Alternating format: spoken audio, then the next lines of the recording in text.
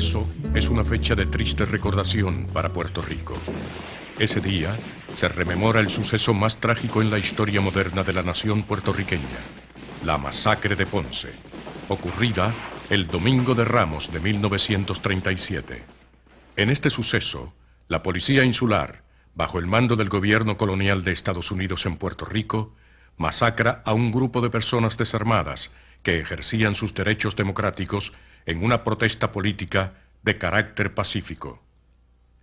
Hoy, más de 65 años después, un grupo de personas aún recuerda este sangriento acto de terrorismo estatal que ha impactado significativamente la historia, las artes, la literatura, el entendimiento de los derechos civiles y otras manifestaciones de la cultura puertorriqueña.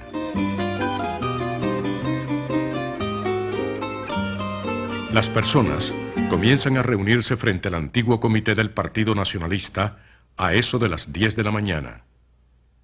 El antiguo local, hoy Museo de la Masacre, está localizado en la calle Marina, esquina calle Aurora en Ponce.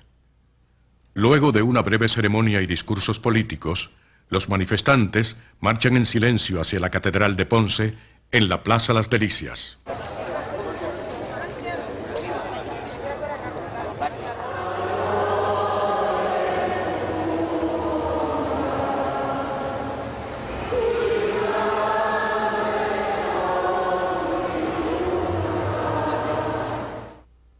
Al finalizar la misa, la marcha prosigue hacia el cementerio civil, donde se levanta un mausoleo honrando a las víctimas de este desafortunado evento. La mayoría de las víctimas asesinadas están enterradas en este camposanto, incluyendo a la niña Georgina Maldonado, de tan solo 13 años de edad. El acto de recordación concluye con discursos políticos de nacionalistas y de otros independentistas, denunciando al colonialismo estadounidense en Puerto Rico. Dime quién escribe la historia de grandes profetas, mártires y gloria. Dime qué verdad es absoluta, quién tiene la antorcha que marca el poder. Nuestra historia es un rompecabezas, nos han ocultado algunas piezas. Ahora quiero desnudar una cara de la verdad desconocida. Mi perla del sur presenció como a jóvenes luchadores, trabajadores puertorriqueños les quitaban la vida.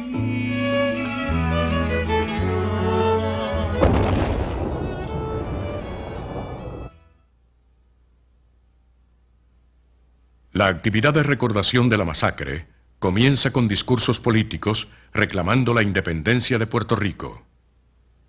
Este régimen colonial se remonta hasta la invasión norteamericana del 25 de julio de 1898. La invasión es un episodio caribeño más de la breve guerra librada ese mismo año entre Estados Unidos y España, la Guerra Hispanoamericana. Esta guerra es provocada por la actitud imperialista de los políticos republicanos en el Congreso norteamericano y por la política represiva del colonialismo español en Cuba. Al invadir en Puerto Rico, los Estados Unidos prometen a través de un alto oficial de su ejército que sus fuerzas militares vienen portando la bandera de la libertad, inspiradas por un noble propósito de buscar a los enemigos de nuestro país y capturar a todos los que ofrezcan resistencia armada. Os traen el brazo alentador de una nación de pueblo libre, cuyo mayor poder consiste en la justicia y la humanidad para todos los que viven dentro de su comunidad. Nelson A. Miles, Mayor General, Ejército de Estados Unidos. Como demuestra la evidencia histórica en este documental, tales promesas nunca se llegan a cumplir. A la invasión de 1898 le sigue la implantación de un gobierno militar dictatorial que finaliza en 1900 con el establecimiento de un gobierno civil por la ley Foraker. Los puestos claves de este nuevo gobierno colonial serán impuestos y controlados por el presidente y el Congreso de los Estados Unidos. La ley Foraker también impone unas leyes de cabotaje que encarecen significativamente el costo de las importaciones. Estas leyes fuerzan, hasta el día de hoy, la utilización de la costosa Marina Mercante de Estados Unidos para la transportación de productos al territorio puertorriqueño. De 1917 al 1952, la Ley Jones establece la estructura de una colonia clásica en Puerto Rico. En ese año de 1917, los Estados Unidos imponen su ciudadanía a los puertorriqueños ante los aires de la Primera Guerra Mundial. Bajo la Ley Jones, el presidente norteamericano nombra al gobernador de Puerto Rico y a 3 de los miembros de su gabinete. Los puertorriqueños solo pueden votar por los miembros de ambas cámaras, que tienen poderes muy limitados. Este esquema jurídico colonial será controlado por los poderosos intereses bélicos y azucareros estadounidenses. Así, Puerto Rico se convierte en una colonia naval militar y azucarera hasta bien entrada la década de los 1940. Ya desde el 1900 se establece la limitación de 500 acres de terrenos que podían ser propiedad de cualquier persona natural o jurídica en Puerto Rico. Este límite intenta evitar el acaparamiento de la tierra en pocas manos y la creación de grandes latifundios. Sin embargo, por la tenaz oposición de los grandes intereses del azúcar, el límite no se puso en efecto hasta la década del 40. Al comenzar la década del 30, ya 4 corporaciones de capital norteamericano son propietarias de 11 centrales de azúcar: Central Aguirre, South Puerto Rico, Fajardo y United Puerto Rico Eastern Sugar. Estas compañías controlan más del 46% del total de la tierra organizada en corporaciones y gozan de gran poder, tanto económico como político. No obstante, estas corporaciones empobrecen a los puertorriqueños en vez de producir prosperidad. Puerto Rico ha sido víctima de una economía laissez-faire que ha originado el rápido crecimiento de grandes corporaciones ausentes, las que han acaparado mucha tierra que antes pertenecía a pequeños cosecheros independientes, quienes, en consecuencia, han sido reducidos a una virtual servidumbre económica. Si bien la inclusión de Puerto Rico dentro de nuestras murallas arancelarias ha sido muy beneficiosa para los accionistas de nuestras corporaciones, tales beneficios no han pasado a las manos de las masas puertorriqueñas. Estas, por el contrario, han visto que las tierras en las que antes cosechaban frutos de subsistencia se han dedicado a la producción de azúcar, mientras que ellos se ven obligados gradualmente a importar sus alimentos básicos, pagando por estos los altos precios del arancel. Hoy, la miseria y la destitución están más extendidas en Puerto Rico y el desempleo es mucho mayor que en toda época previa de su historia. Harold Ickes, Departamento del Interior, 1935. 2 poderosos huracanes, San Felipe y San Ciprián, agravan la pobreza económica de los puertorriqueños en los 30. El huracán San Felipe, en 1928, devasta las cosechas de café y tabaco y deja sin vivienda a gran parte de los puertorriqueños. Así, la crisis económica azota a Puerto Rico un año antes que la Gran Depresión de 1929 afectara a otras partes de Estados Unidos y del mundo capitalista. La caída de la Bolsa de Valores en 1929 empeora más aún la gran crisis ya existente. Los precios de 2 de los principales productos de exportación, café y tabaco, descienden significativamente. El resultado negativo de desarrollar una economía de exportación agrícola en vez de un sistema de agricultura de subsistencia, se siente más que nunca. Entre 1930 y 1933, el ingreso per cápita de los puertorriqueños disminuye drásticamente, mientras el costo de la vida aumenta 1/3. El desempleo masivo y el hambre son consecuencias directas de la Gran Depresión. Para agravar esta situación, el huracán San Ciprián, en 1932, causa más de $30 millones en pérdidas. Para aliviar el hambre que amenaza la estabilidad de la colonia, el gobierno norteamericano crea programas federales que se conocen popularmente como la Prera en 1933 y la PRA en 1935. Sin embargo, ninguno de estos programas logra acabar con el hambre y la miseria existentes en el archipiélago puertorriqueño. En estos momentos, la marcha entra solemnemente a la Catedral de Ponce. En sus enormes puertas luce la Cruz de Jerusalén, símbolo de los cadetes del Partido Nacionalista. Este partido comienza su lucha por la independencia de forma militante y una agresiva retórica anticolonial con la llegada del doctor Pedro Albizu Campos a su presidencia en 1930. Pedro Albizu Campos, natural del barrio Tenerías de Ponce, nace en 1891. Estudia química y leyes en las prestigiosas universidades de Vermont y Harvard. Participa como oficial del ejército norteamericano en la Primera Guerra Mundial. Esta experiencia tendrá grandes repercusiones en la transformación de su ideología política. Y cuando terminó la Primera Guerra Mundial, que vino el armisticio en el Palacio de Versalles, en París, entre los estudiantes universitarios de los Estados Unidos que se seleccionaron para ir a esa ceremonia del armisticio en el Palacio de Versalles, fue don Pedro. Pero don Pedro estaba en Puerto Rico. Tuvo que tomar un barco para ir a los Estados Unidos, y cuando llegó, la delegación de estudiantes universitarios ya había salido hacia San Francisco, California, donde iban a tomar el barco. Y eso hizo que don Pedro tuviera que recorrer todo el sur de los Estados Unidos por tierra para tratar de llegar a San Francisco. Y hay una frase de don Pedro que dice así: esa fue la primera vez que sentí no llevar conmigo un revólver, porque ahí él vio descarnado el prejuicio racial en los Estados Unidos. Y entonces, ¿por qué no? ¿Por qué no? Eso exacerbó su nacionalismo y su coraje contra una sociedad que permitía o que encarnaba ese racismo brutal que había en los Estados Unidos durante la primera mitad del siglo XX. Hay mucha gente que me dice, a mí es que Albizu era un negro resentido. Y yo digo, gloria a Dios. O sea, puede que haya negros que le den patadas por el trasero y se sientan contentos y complacidos. Él se sintió irritado legítimamente de ver ese trato inhumano a gente porque tenía el color de la piel distinto al de otra gente. Y eso lo hizo un líder colérico. O sea, eso lo hizo, era un líder que además de los motivos nacionales válidos, tenía motivos específicos por el prejuicio que dominaba en ese momento histórico la sociedad estadounidense. Después viene Martin Luther King, Malcolm X y otra serie de negros, igual que don Pedro, que no congeniaban con ese prejuicio racial y que lo combatieron frontalmente.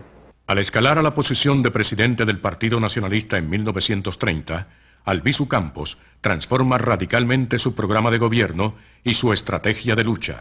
El Partido Nacionalista se funda en el 1922, pero don Pedro no es uno de los fundadores del Partido Nacionalista.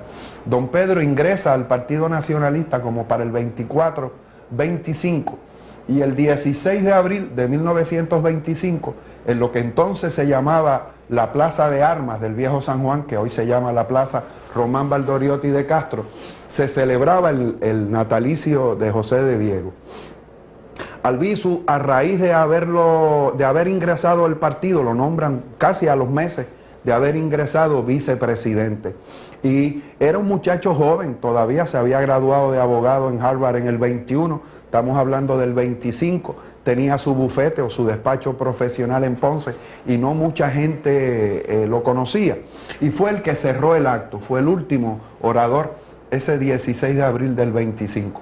Y mira tú, Manolo, hasta qué punto estaba en shock Puerto Rico frente a la prepotencia de ese ejército moderno que nos entró por Guánica, que en la tribuna del Partido Libertador, en la tribuna del Partido Nacionalista, estaba la bandera de Puerto Rico, pero había muchas banderitas de los Estados Unidos adornando la tribuna. Y cuando le tocó el momento, los oradores previos a don Pedro le hicieron loas a la bandera de los Estados Unidos. Bandera que representa una nación libre y qué sé yo qué, no, yo te saludo y no sé cuánto. Cuando le tocó el momento de hablar a don Pedro, antes de empezar el discurso empezó a quitar las banderitas americanas y las quitó todas y se las echó al bolsillo. Y dijo en el discurso: bandera americana, yo no te saludo, porque en tu país, en tu territorio, tú eres el símbolo respetable de un país libre. Pero en mi país, invadido por las Fuerzas Armadas que tú representas, tú eres un símbolo de la privación de derechos, del pillaje, de la piratería. A raíz de la radicalización del Partido Nacionalista, los encontronazos con el régimen colonial se multiplican. La situación económica de Puerto Rico agrava más aún este conflicto. Para el 1933, año en que Robert Gore es gobernador, se le conoce como el infierno de Gore.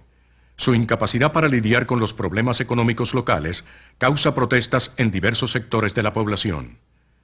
Tanto los estudiantes universitarios como los trabajadores de la caña, la industria textil y el tabaco se van a la huelga. Gore demuestra que no puede traer estabilidad política a Puerto Rico. En 1934, Albizu Campos participa como líder, respaldando a los trabajadores en la huelga cañera contra las grandes corporaciones norteamericanas. A principios de 1934, la situación en Puerto Rico empeora a un nivel crítico. El infierno de Gore trae gran inseguridad a los inversionistas estadounidenses. El presidente Franklin Delano Roosevelt sustituye a Gore por un general sureño llamado Blanton Winship.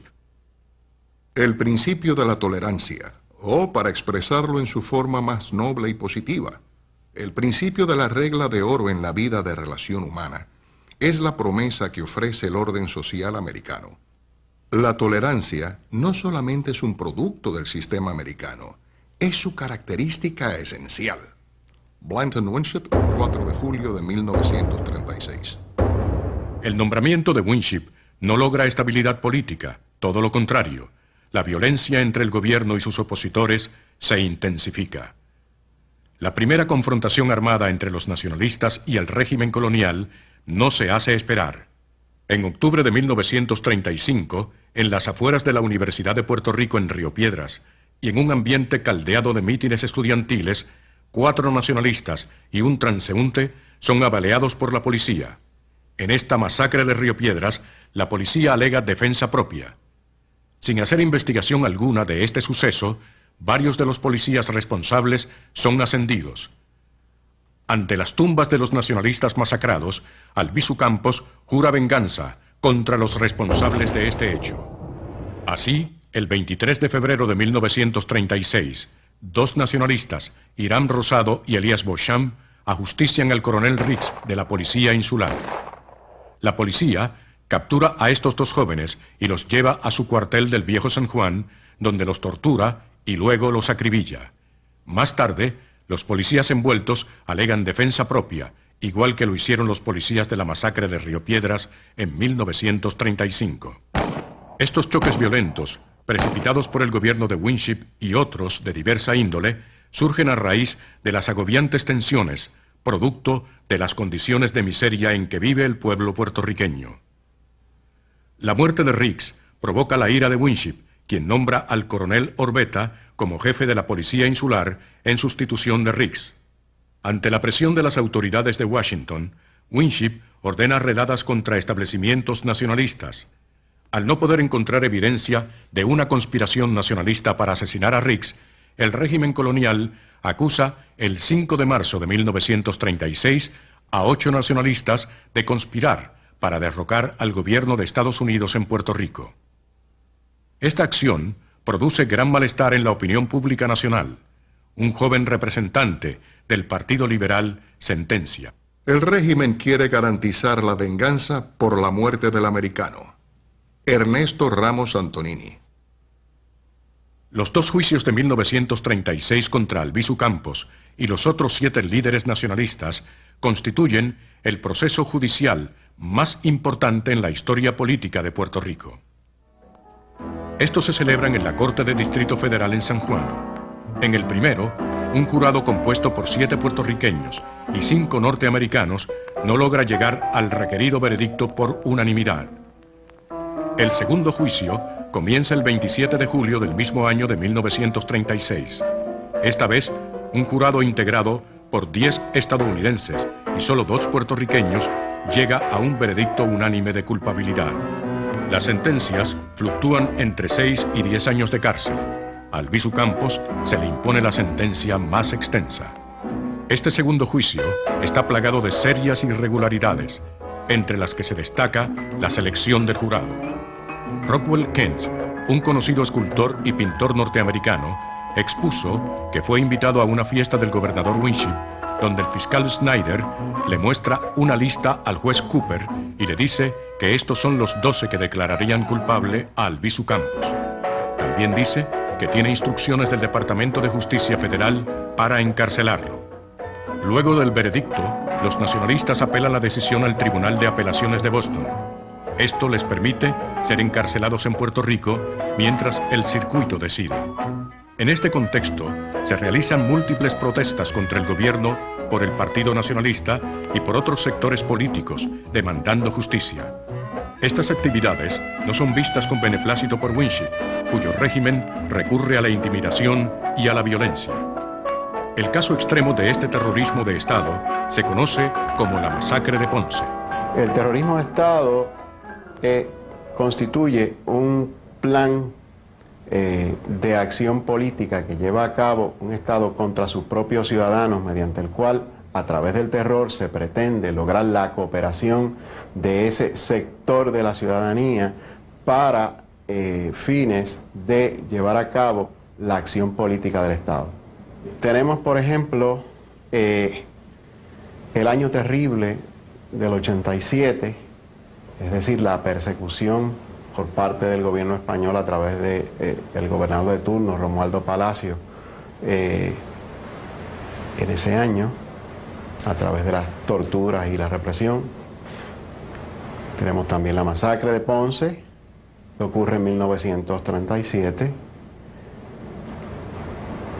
Tenemos también la aprobación de la tristemente recordada ley de la Mordaza, que tiene su efecto entre 1948 y 1957 y que da pie para el desarrollo de la persecución de los puertorriqueños a través de las carpetas que luego pues tienen como consecuencia eventual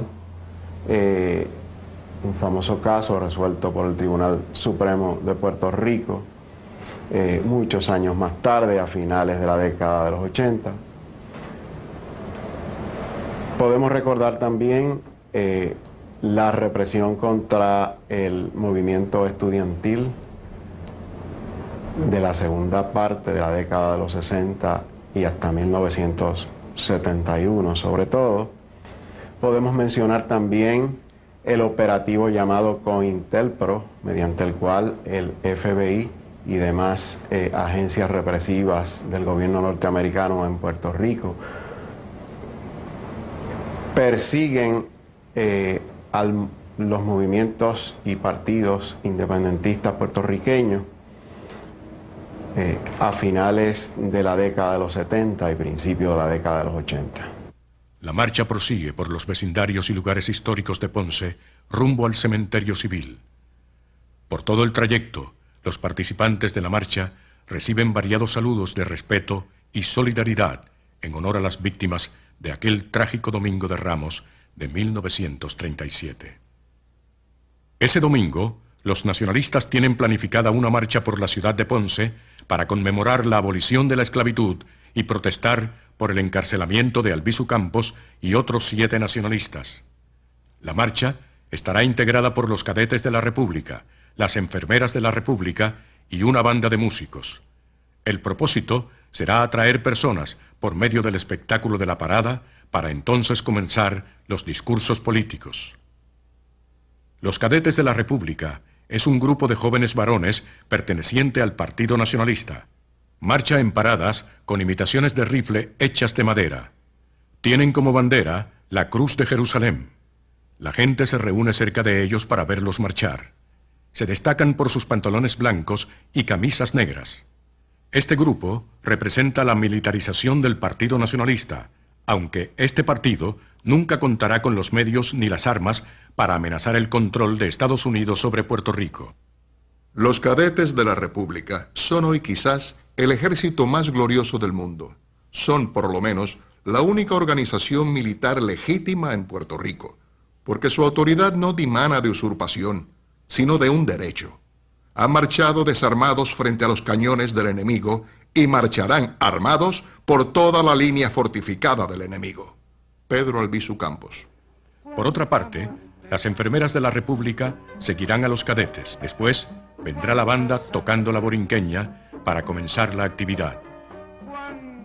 A solicitud de los nacionalistas, el alcalde de Ponce concede el permiso para la marcha. Sin embargo, el coronel Orbeta interviene por órdenes de Winship para que el alcalde revoque el permiso. Los nacionalistas se niegan a cancelar la actividad, reclamando su derecho a la libertad de expresión.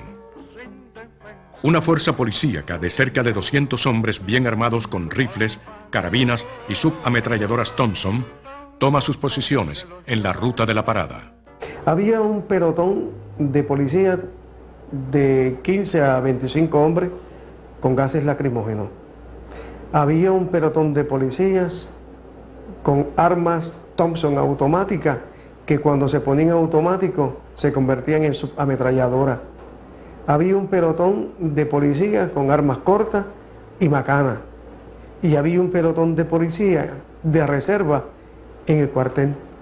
El propósito de la policía era encajonar a los nacionalistas y llevar a cabo lo que ocurrió, una matanza, un genocidio, la masacre de Ponce.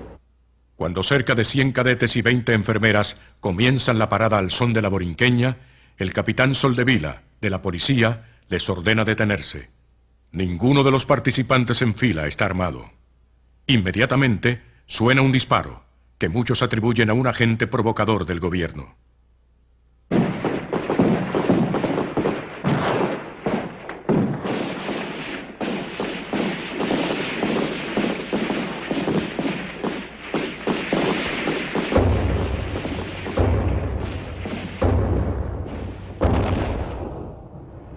Al final de la balacera quedan 19 muertos y cerca de 200 heridos.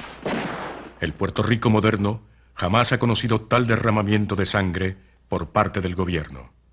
Tomás López de Victoria dio la orden de marchen, que trataron de marchar los cadetes y el pueblo también. Entonces se levantó una persona que, según a última hora, he oído decir que es de apellido Soldevila, con algo en la mano, así echando a la gente para atrás. Sonó un disparo y después de ese disparo vino una descarga. Ahí se inició el tiroteo, nosotros nos lanzamos al suelo y es natural que las balas pasaran por encima de nosotros y que se mataran los unos a los otros. Yo no me explico cómo no se mataron toditos, porque fueron bastantes las balas que corrieron por encima de nosotros. Pude ver cuando empezaron a disparar la policía, cuando los cadetes se tiraron al suelo. Llegué a la puerta y di vuelta para entrar. Era tanta la gente que había que no pude. Y entonces ahí, además de los perdigonazos, de los 37 perdigones que tengo actualmente en las piernas, me pegaron 13 más en la espalda. Yo vi tirar a la policía. Y vi cuando le tiraban a la multitud, a la gente que estaba en la acera, porque ellos le dispararon a la gente que estaban en la acera.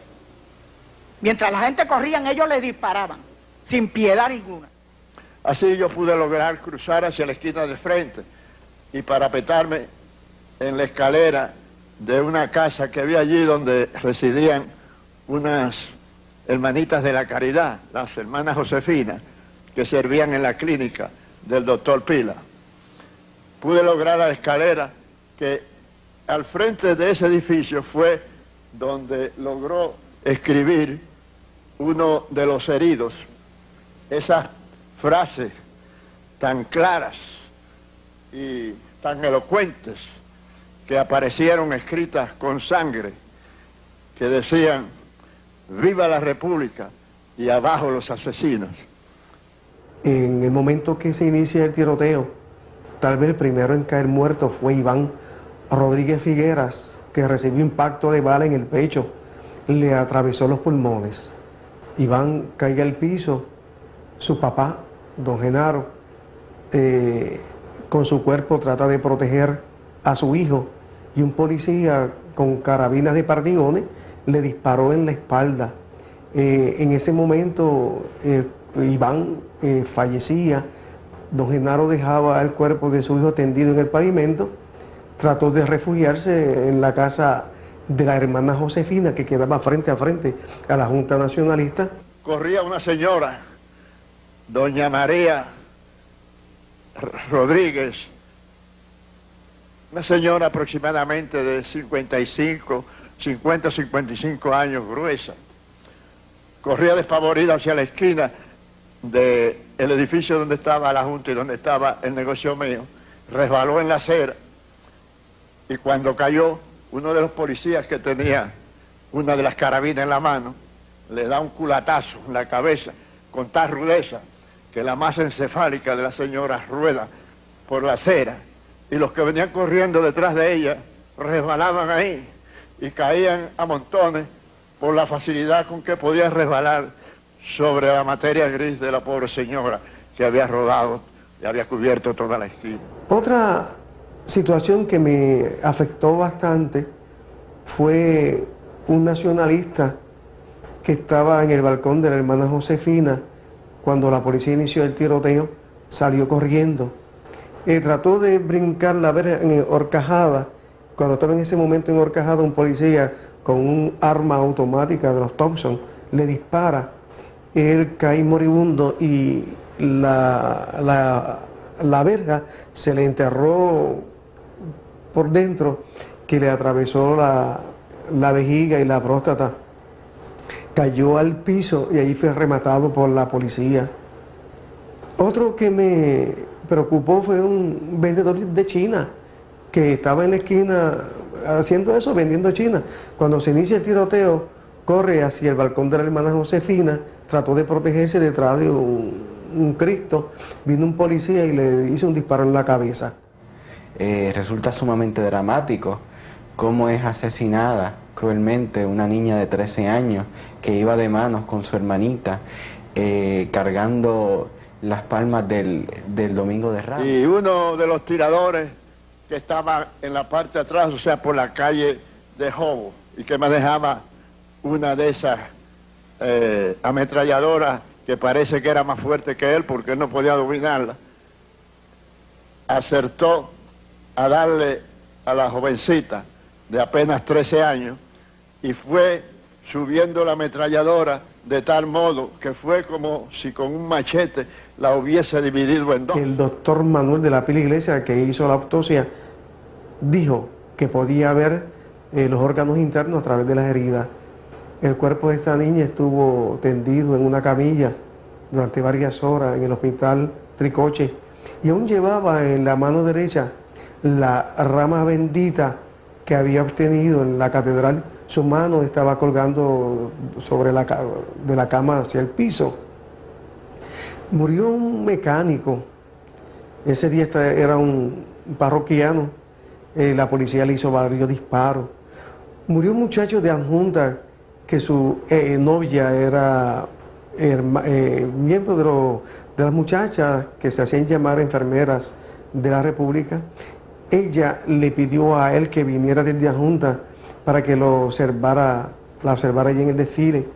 Hay varias fotografías que uno ve a este joven que llega a la calle Marina, esquina Aurora, con su bicicleta, la pone en la esquina, se ve hablando con alguien que le proteja la bicicleta, se ve con las manos cruzadas así, observando a su novia desfilar, y la última foto que yo encontré de él fue su cadáver en el pavimento. Simplemente estaba allí viendo a su novia desfilar. Otro muchacho que falleció se llamaba Juan Torres Gregori, 18 años, trabajaba en una estación de gasolina. Ese día estaba montando la llanta de un comerciante ponceño. Simplemente sacó la cabeza para ver qué era lo que estaba pasando y un policía con una carabina le disparó. Yo pude ver muchos cadáveres, habían amontonado frente del convento y allí estaban todos, no, como 4 o 5, algo así. No me recuerdo bien porque no pude contarlo. Y noté de que el pueblo de Ponce estaba arremolinado a las otras calles. Le gritaba asesino a la policía. Del cometa se veían todos los cadáveres, los que habían caído, y se notaba aún la policía disparando a flor de carretera, tratando de rematar los que habían caído. Y entre cuando sacaban la cabeza a ver y veíamos cuando traían los heridos, entre personas traían los heridos sangrando por la calle y los metían en los dinteles de la puerta, porque la policía daba la vuelta a la manzana montado en de los carros que tenían antes, como eso para subir, no recuerdo ahora cómo se llamaba eso, tapalodo, algo así, que se subían ahí, esos carros de aquel tiempo, pues con los revólveres en la mano dando la vuelta a toda la manzana, ¿ves? Yo no sé, dando la vuelta, pues. El arriesgado apoyo de la ciudadanía ponceña salva la vida de muchos de los marchantes perseguidos por la policía, al proveerles refugio, alimentos, ropa y asistencia médica. Fui llevado al hospital Tricoche en una ambulancia de la clínica porque la clínica estaba repleta de heridos y algunos que no estaban heridos porque en la clínica se ocuparon de proteger vidas. Y como la policía a cualquiera que encontraba con una camisa negra le entraba seguido, si no era tiro a culatazo, pues en la clínica cada vez que llegaba uno con una camisa negra se la quitaban, le daban una camisola de las que le ponían a los enfermos y lo acostaban en una cama. Y cuando la policía entraba por allá no veía nada más que enfermos, quiere decir que no veía nacionalistas. Había pánico puesto que todo el pueblo estábamos desarmados, y toda aquella gente pues estaban armadas con carabinas y ametralladoras, ¿ves? Entonces yo me detuve ahí porque la señora me ayudó. Un grupo de cadetes que había llegado tarde, no recuerdo de qué sitio, pues se refugiaron en mi casa. Ahora mismo yo voy a hacer un reconocimiento a la familia Mario Mercado, que fue la que en todo momento abrió su casa para proteger los cadetes. No hubo más muerte porque algunos parroquianos políticos de la alta sociedad ponceña intervinieron con el coronel Orbeta para ordenar que cesara el fuego contra el interior de la Junta Nacionalista. Solamente hubo 19 muertos. De estos 19, 2 fueron policías, víctimas de sus compañeros al iniciarse el fuego cruzado. Como ocurre frecuentemente en actos de terrorismo estatal, las víctimas son acusadas de victimarias. Así, el gobierno celebra 2 juicios por la masacre en 1937 y 1938. Como a 3 o 4 días antes de llamarme a declarar en sala, el fiscal Pierluisi me entregó una declaración y me dijo: tienes que estudiarte esa declaración porque esta es la declaración que tú dices, esta es la que tú tienes que decir allí. Cuando yo me puse a leer aquella, al principio yo dije, no puede ser, esta no es mi declaración. Esa es su declaración. Y usted tiene que decir lo que está ahí, porque eso fue lo que usted declaró. Usted está equivocado, yo no voy a decir eso. Bueno, los derechos civiles, si solo están escritos, si solo son leyes y reglamentos y no se ejercitan, es letra muerta y no sirven para nada.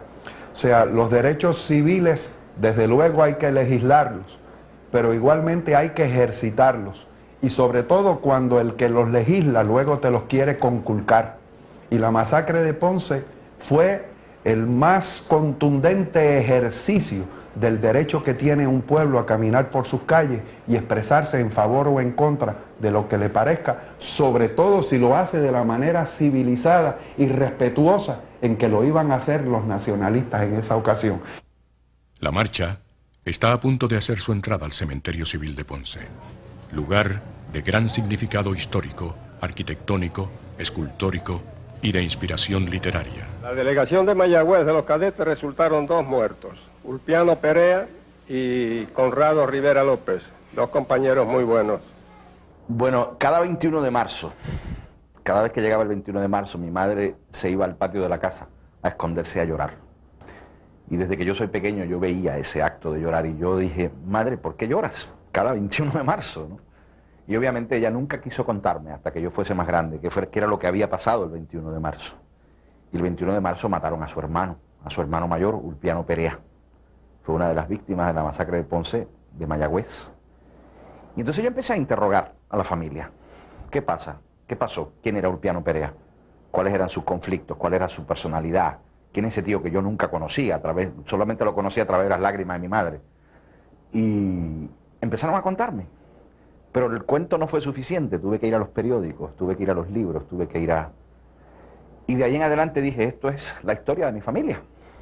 O sea, la masacre de Ponce está ligada estrechamente a la historia de mi familia.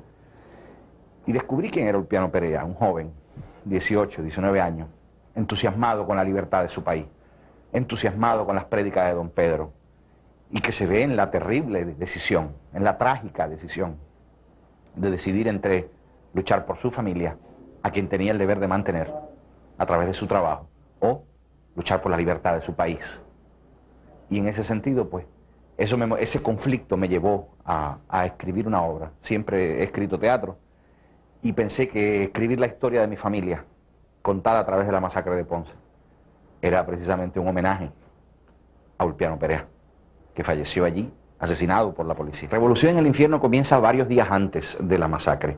Es la vida de Ulpiano con sus amigos, los nacionalistas, con su novia, y cómo se están preparando para montarse en la guagua y salir hacia Ponce, ¿no? Y todos los conflictos internos que él sufre esos días antes con su padre, que es socialista republicano, ¿no? Y entonces, cómo él pelea con su padre, cómo argumenta, el padre le prohíbe ir a la masacre, ir a Ponce a la celebración, y entonces él, en contra de los deseos de su padre, que hasta le esconde el uniforme de cadete de la República, él se va con sus amigos, consigue un uniforme prestado y llega a Ponce, donde finalmente muere.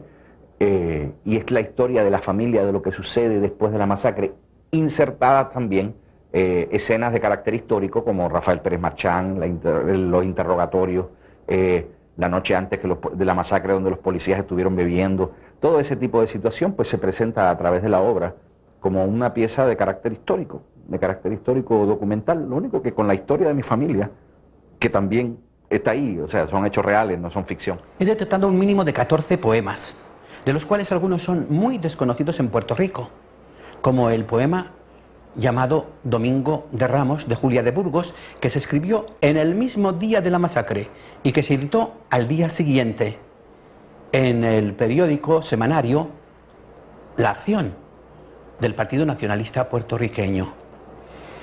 Junto a los poemas he detectado por lo menos 3 narraciones, 3 cuentos, uno de Ana Lidia Vega, otro de José María Ruscalleda y un tercero, precursor o seguidor del Palm Sunday de René Márquez, titulado La Muerte. Además de estas 3 narraciones, nos encontramos con la obra de René Márquez, Palm Sunday, que aunque no se editó, se puede conseguir y se pueden ver las reseñas que se hicieron cuando se representó la obra en el año 1956. Y últimamente nos encontramos con la obra Revolución en el Infierno. 2 versiones. Tengo de la masacre de Ponce una que es como una especie, es una visión lírica, en cierto modo, de la masacre de Ponce. No es una crónica, no hay policías.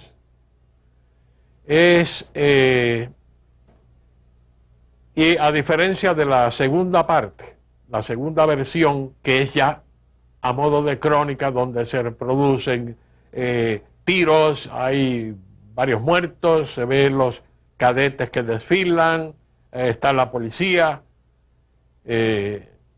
y son dos versiones aparentemente encontradas, pero que responden a dos maneras de sentir emocionalmente la experiencia de la masacre de Ponce. La marcha llega finalmente al cementerio y se congrega alrededor del panteón que contiene la mayoría de los restos de las víctimas de la masacre. Allí se reza por sus almas y luego se hacen discursos de índole política. A mí me parece que la consecuencia principal de la masacre de Ponce, al igual que la consecuencia principal de los otros episodios de terrorismo de Estado en la historia de nuestro pueblo, es el miedo que se le ha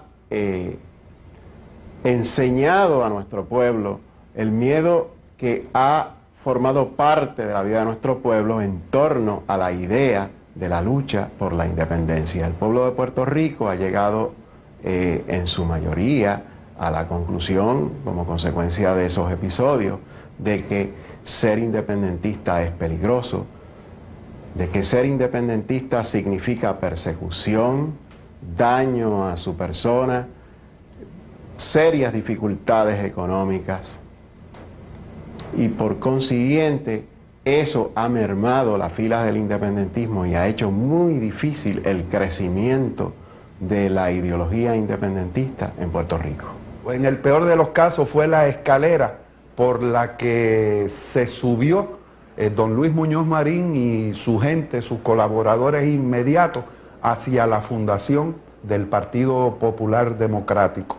Los dos abogados que defendieron a los nacionalistas sobrevivientes fueron luego dos líderes conspicuos del Partido Popular Democrático, que hay una serie de cartas ya conocidas entre Ruby Black, la famosa periodista estadounidense, y don Luis Muñoz Marín. Ruby Black fue secretaria personal de doña Eleanor Roosevelt cuando Franklin Delano Roosevelt era gobernador del estado de Nueva York antes de que fuera presidente de los Estados Unidos, y era un hilo conductor, era una interlocutora entre Roosevelt y don Luis Muñoz Marín. Eso está documentado hoy en día. Don Luis Muñoz Marín creó la Acción Social Independentista en medio del proceso de los juicios de la masacre. Varios de los protagonistas secundarios de la masacre fueron luego líderes del Partido Popular, líderes de carácter nacional y de carácter regional en el sur de Puerto Rico. Y la indignación que provocó la masacre de Ponce y la develación por Arthur Garfield Hayes y el comité que él presidió de que eso fue una planificación, de que eso fue un asesinato deliberado, todo eso creó una indignación general en Puerto Rico que don Luis Muñoz Marín canalizó muy inteligentemente para la fundación del Partido Popular de una manera acelerada. Mucha gente se sorprendió con el triunfo parcial del Partido Popular Democrático en el 1940, pero pierden de vista que no fue una creación paulatina como la de cualquier otro partido, sino que toda esta indignación que creó en el país la masacre de Ponce fue como una catapulta que lo lanzó a un triunfo parcial en el 1940. Se puede concluir que las promesas de Nelson A. Miles en 1898 de libertad y democracia para los puertorriqueños nunca se cumplen. Los Estados Unidos convierten a Puerto Rico en una colonia clásica, dominada por sus fuerzas militares y por las grandes corporaciones azucareras. Estas corporaciones de capital ausentista empobrecen a gran parte de la población puertorriqueña al extremo de la miseria. Los huracanes, la Gran Depresión, las violentas huelgas cañeras de los 30 y la retórica agresiva y actividades del Partido Nacionalista provocan gran inestabilidad en la colonia. Para asegurar su control, la administración estadounidense recurre al terrorismo estatal. Así, la masacre de Ponce inicia de manera sangrienta y acentuada el ciclo de episodios de terrorismo de Estado en el régimen colonial de Puerto Rico. Esto lo hace tanto directamente como a través de los puertorriqueños a su servicio. Esta estrategia política logra generar el miedo al ideal de la independencia entre amplios sectores del pueblo puertorriqueño que aún hoy, 65 años después del hecho, perdura en gran medida. Igualmente, la masacre de Ponce se ha convertido así en símbolo perenne de la resistencia puertorriqueña al colonialismo y de la lucha por la independencia de Puerto Rico.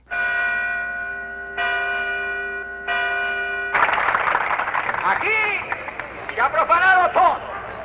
Se ha profanado en la ciudad de Ponce el Domingo de Ramos.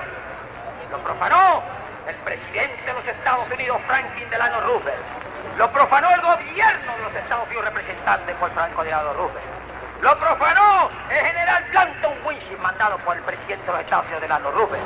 Y masacraron aquí el 21 de marzo del 1937, el Domingo de Ramos.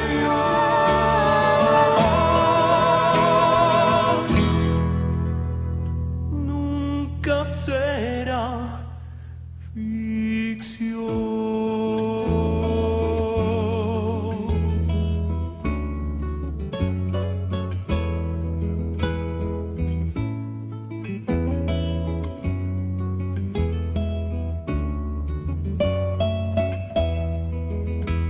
Arriba la nación, abajo los asesinos.